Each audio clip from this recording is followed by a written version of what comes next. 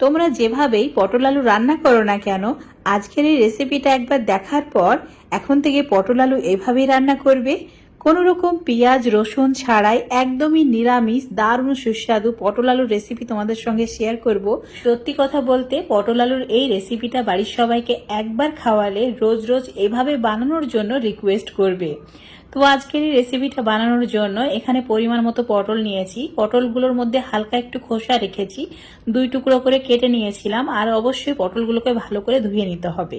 এখন চুলার উপরে একটা ফ্রাইং প্যানে 3 চামচ মতো সর্ষের তেল দিয়েছি। তেল গরম হয়ে গেলে পটলগুলোকে ঢেলে দিতে হবে। তারপর সামান্য নুন আর হলুদ দিয়ে হালকা একটু ভেজে নিতে হবে। ঠিক একটু গোল্ডেন কালার হয়ে গেলে এর মধ্যে দিয়ে দিতে হবে ডুমো করে কেটে রাখা আলু। একটা বড় সাইজের আলুকে ডুমো করে কেটে নিয়েছি। তোমরা যে পরিমাণে পটল নেবে সেই হিসেব করে এখানে আলুটা অ্যাড করবে। তো এই আলু পটল এখন একদম লালচে করে ভেজে নিতে হবে, মানে 50 থেকে 60% মতো যাতে সেদ্ধ হয়ে যায় সেইভাবে ভেজে নিয়েছি। আর চুলো থেকে নামিয়ে রেখে দিচ্ছি। এখন একটা বাটির মধ্যে নিয়ে নিচ্ছি 1 চামচ হলুদ গুঁড়ো, 1 চামচের একটু কম ঝাল লঙ্কার গুঁড়ো, তার সঙ্গে দিয়েছি 1/2 চামচ জিরের গুঁড়ো, 1/2 চামচ একটু কম ধনের গুঁড়ো। অল্প একটু জল দিয়ে মশলাটা ভালো করে মিশিয়ে নিয়ে রেখে দেব। তাতে করে মশলাটা ফুলে উঠবে আর যে গ্রেভিটা হবে সেটার কালারটাও কিন্তু খুব সুন্দর আসবে। এদিকে চুলোর উপর একটা কড়াই বসিয়ে তাতে দিয়েছি 3 চামচ সর্ষের তেল। সর্ষের তেলে রান্নাটি করছি, তোমরা চাইলে সাদা তেলেও করতে পারো।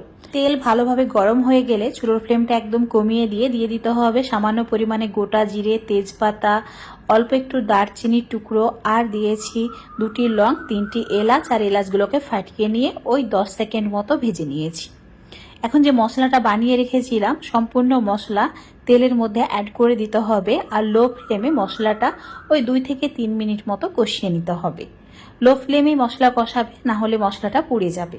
এবারের মধ্যে দিয়ে দিতে হবে আদা টমেটো বাটা। তো একটা মিক্সচার জারের মধ্যে ছোট সাইজের 2টি টমেটোকে 4 টুকরো করে অ্যাড করেছি। আর অল্প একটু আদাকে স্লাইস করে অ্যাড করেছি। সামান্য পরিমাণে জল দিয়ে একদম মসৃণভাবে পেস্টটা বানিয়ে নিতে হবে। এবার এই টমেটো আদার পেস্টটা কড়াইয়ের মধ্যে ঢেলে দিচ্ছি।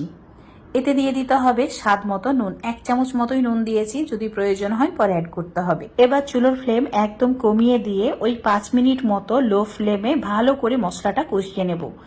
একদম জল শুকিয়ে আসবে ততক্ষণ কষাতে হবে।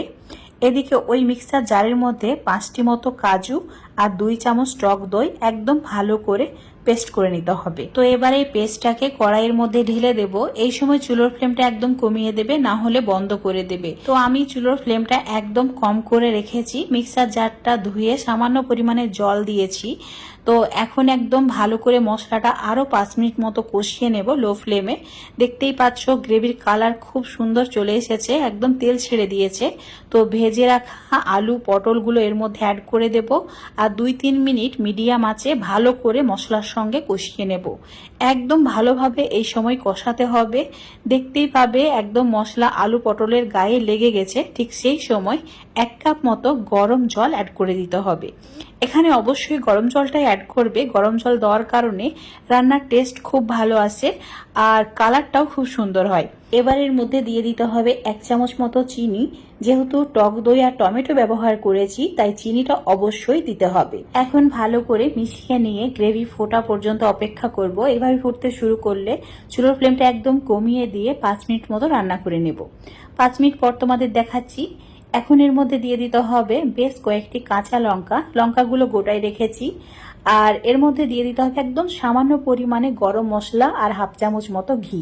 এখন ভালো করে ঘিটা মিশিয়ে নেওয়ার পর লো ফ্লেমে 2-3 মিনিট মতো রান্না করে নেব ঢাকা দিয়ে। তোমরা যদি গ্রেভি রাখতে পছন্দ করো তাহলে এই সময় চুলোটা অফ করে ঢাকা দিয়ে দিতে পারো।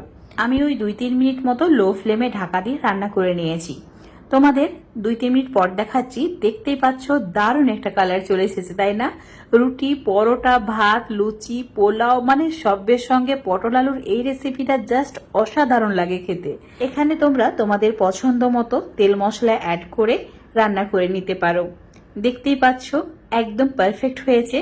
তো চুলো থেকে নামিয়ে জাস্ট গরম গরম সার্ভ করব। আমার তো এটা লুচি দিয়ে খেতে খুবই ভালো লাগে। তো আজকের রেসিপিটা যদি ভালো লাগে বাড়িতে অবশ্যই একবার ট্রাই করে দেখবে আর লাইক শেয়ার কমেন্ট করে দেবে।